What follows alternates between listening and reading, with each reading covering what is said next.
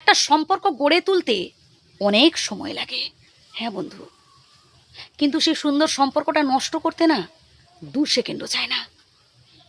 আপনি কি ভাবছেন এই মানুষটাকে ডিভোর্স দিয়ে অন্য আরেকজনকে বিয়ে করে ফেললেই আপনি সেখানে জীবনে সুখী হয়ে যেতে পারবেন? আচ্ছা বলুন তো বন্ধু, যদি আপনি সেখানে গিয়ে মানিয়ে চলতে না পারেন? বাস্তব এটাই, যত বেশি আপনি একে অপরের সাথে অ্যাডজাস্ট করতে পারবেন, যত বেশি আপনি স্যাক্রিফাইস করতে পারবেন, ওইসব ইগো টিগোগুলো ত্যাগ করতে পারবেন, যত বেশি আপনি মানিয়ে চলতে পারবেন, দেখবেন জীবনে সুখী হতে পারবেন।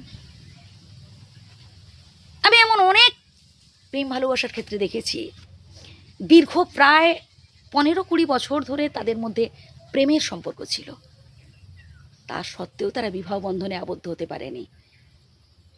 আবার এমন অনেক সম্পর্ক দেখেছি যেখানে হয়তো কেউ কাউকে আগে থেকে চিনতো না, জানতো না, হঠাৎ করেই বিয়ে, হয়তো একে অপরকে আগে থেকেই দেখেইনি,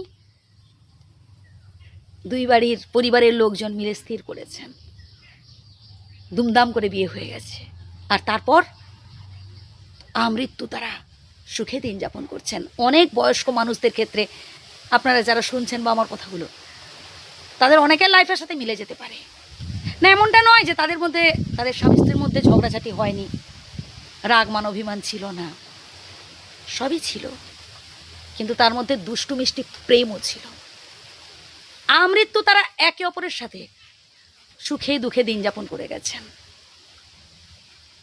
এই যে বর্তমানে ডিভোর্স বলুন, পরকীয়া বলুন, মানে এত মাত্রায় বেড়েছে যে সত্যি মানে বলার অপেক্ষা রাখে না।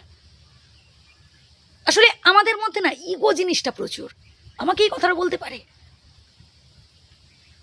কখনো স্বামীর কঠিন পরিস্থিতিতে তাকে ছেড়ে যাওয়া উচিত নয়, যে তোমার এখন টাকা নেই, আমি আর থাকবো না ঘরে, তুমি একটা দামি শাড়ি কিনে দিতে পারো না, দামি গয়নাই গড়িয়ে দিতে পারো না, ভালো মন্দ খাওয়াই দিতে পারো না, খাওয়াতেই পারো না ভালো মন্দ, দামি দামি রেস্টুরেন্টে কিংবা এদিক সেদিকে একটু ঘুরতেই নিয়ে যেতে পারো না, আমি তোমাকে ডিভোর্স দিয়ে দেবো।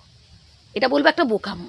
ঠিক তেমনি শুধুমাত্র কোটি কোটি লাখ লাখ টাকা উপার্জন করে স্ত্রীর হাতে ধরিয়ে দিলেই স্ত্রীর মন পাওয়া যায় না। মেয়েরাও ভালোবাসার কাঙাল। বা কখনো আপনার স্ত্রীকে বলবেন না যে আমার বাড়ি থেকে বেরিয়ে যাও, কারণ একটা মেয়ের কাছে সব থেকে কষ্টকর এই কথাটা, এ বাড়িতে যেমন আপনারও বাড়ি, আপনার স্ত্রীরও বাড়ি, সমান অধিকার রয়েছে।